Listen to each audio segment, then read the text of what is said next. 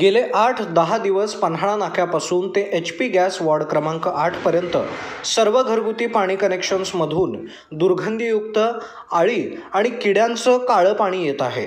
याची कल्पना नगर परिषद अधीक्षक अमित माने यांना मुबारक मुतवली यांनी दिली आहे। तसेच जो चेंबर मुजला आहे तो दुरुस्त करण्यासाठी वारंवार तक्रारी दिल्या गेल्या होत्या, परंतु त्यांनी काहीही उपाययोजना केलेल्या आजपर्यंत दिसून आलेल्या नाहीत। त्यामुळे आज पुन्हा एकदा नळाला दुर्गंधीयुक्त पाणी येत आहे। आधीच उन्हाचा तडाखा वाढला असून या पाण्यामुळे नागरिकांना अनेक आरोग्यांच्या समस्या होण्याचा धोका निर्माण झाला आहे।